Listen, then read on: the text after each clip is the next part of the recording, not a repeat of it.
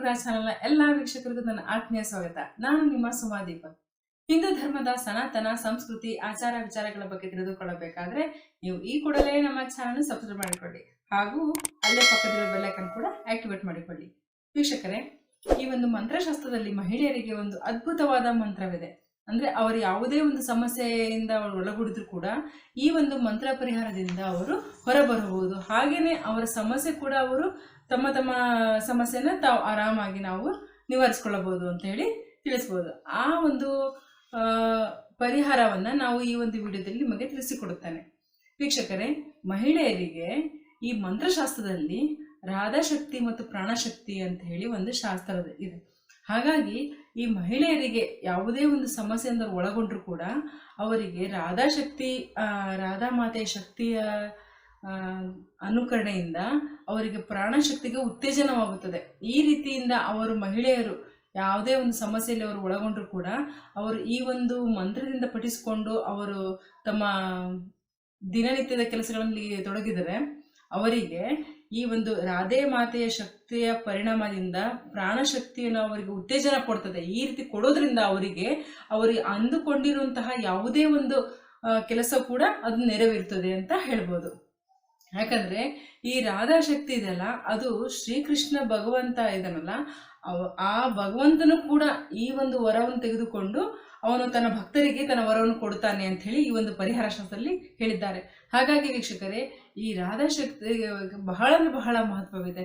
ಅಷ್ಟೇ ಅಲ್ಲದೆ ವೀಕ್ಷಕರೇ, ಈ ಒಂದು ರಾಧಾಕೃಷ್ಣ ಇಬ್ಬರಿಗೂ ಸಹ ಒಂದು ವಿಶೇಷವಾದ ನಾವು ಮಹತ್ವವನ್ನು ಕೊಡಬಹುದು. ಯಾಕಂದ್ರೆ ಈ ರಾಧೆ ಮಾತೆ ಇದೆಯಲ್ಲ, ಈ ರಾಧೆ ಮಾತೆ ನಮ್ಮ ಪ್ರತಿಯೊಂದು ಮಹಿಳೆಯರು ಕೂಡ ಅವರು ಉತ್ತೇಜನಕಾರಿಯಾಗಿರ್ತದೆ.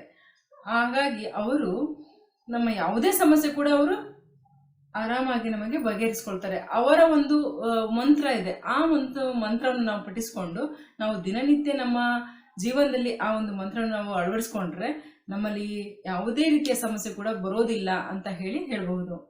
ಹಾಗಾಗಿ ಆ ಒಂದು ಮಂತ್ರ ಯಾವುದಪ್ಪ ಅಂತ ಹೇಳಿ ನಿಮಗೆ ತಿಳಿಸ್ಕೊಡ್ತಾನೆ. ವೀಕ್ಷಕರೇ, ಎಲ್ಲರ ಮನೆಯಲ್ಲೂ ಸಹಜವಾಗಿ ರಾಧಾಕೃಷ್ಣನ ಫೋಟೋ ಅಂತೂ ಇದ್ದೇ ಇರ್ತದೆ. ಹಾಗಾಗಿ ಈ ರಾಧಾಕೃಷ್ಣನ ಫೋಟೋ ಅದಕ್ಕೆ ನಾವು ತುಳಸಿ ದಳವನ್ನ ಏರಿಸ್ಬೇಕು. ಪ್ರತಿಯೊಬ್ಬರಿಗೂ ಗೊತ್ತಿರುವಂತಹ ವಿಶೇಷ, ಕೃಷ್ಣ ಪರಮಾತ್ಮನಿಗೆ ತುಳಸಿ ಬಹಳ ಅಂದ್ರೆ ಬಹಳ ಶ್ರೇಷ್ಠ ಅಂತ ಹೇಳಿ. ಹಾಗಾಗಿ ವೀಕ್ಷಕರೇ, ಅದೇ ರೀತಿ ರಾಧೆ ಮಾತೆಗೂ ಸಹ ಅದೇ ಇಷ್ಟ ಆಗ್ತದೆ. ಹಾಗಾಗಿ ಶ್ರೀ ಕೃಷ್ಣ ಪರಮಾತ್ಮ ಹಾಗೂ ರಾಧೆ ಮಾತೆಗೆ ನೀವು ತುಳಸಿ ದಳದಿಂದ ಅರ್ಚನೆಯನ್ನು ಮಾಡಿದರೆ ಬಹಳ ಒಳ್ಳೆಯದು.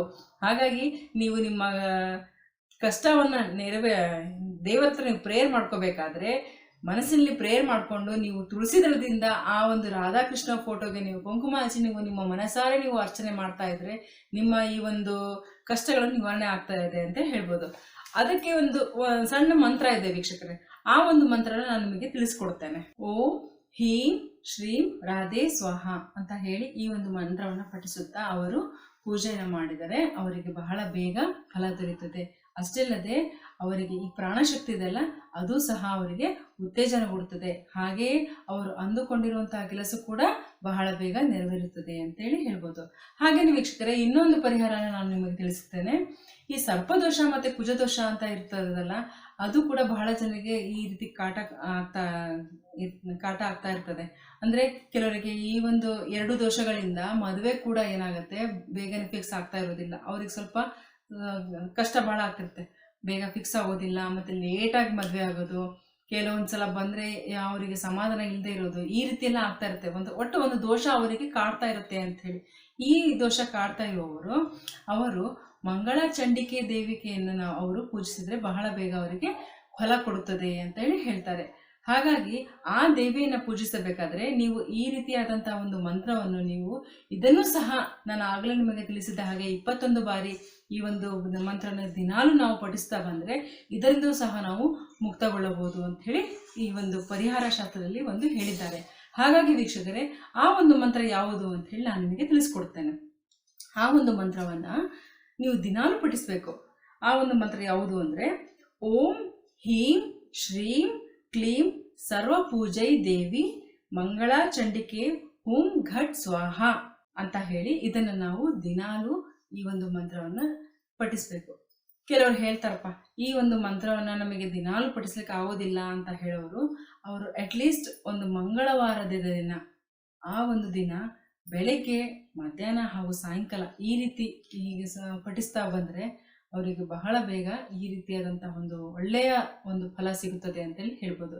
ಹಾಗೆಯೇ ಅವರು ಈ ಒಂದು ದೋಷದಿಂದ ಕೂಡ ನಿಧಾನವಾಗಿ ಅವರು ಮುಕ್ತಗೊಳ್ತಾರೆ ಅಂತ ಹೇಳ್ಬೋದು. ಈ ರೀತಿಯಾದಂತಹ ಒಂದು ಪರಿಹಾರ ಮಾಡಿಕೊಂಡ್ರೆ ಎಲ್ಲರಿಗೂ ಒಳ್ಳೆಯದಾಗುತ್ತದೆ ವೀಕ್ಷಕರೇ.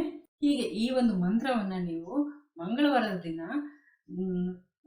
ಆಗಲೇ ತಿಳಿಸಿದ ಪ್ರಕಾರ ಬೆಳಗ್ಗೆ, ಮಧ್ಯಾಹ್ನ, ಸಾಯಂಕಾಲ ಈ 3 ಟೈಮಿನಲ್ಲಿ ಸಹ ನೀವು 108 ಬಾರಿ ಪಠಿಸಬೇಕು. ಈ ರೀತಿ ಪಠಿಸುವುದರಿಂದ ನಿಮಗೆ ಉತ್ತಮವಾದ ಫಲ ದೊರಕುತ್ತದೆ ಅಂತಾನೂ ಕೂಡ ಹೇಳ್ಬಹುದು ವೀಕ್ಷಕರೇ.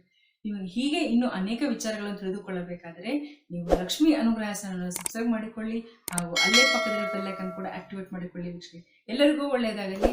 ಧನ್ಯವಾದಗಳು.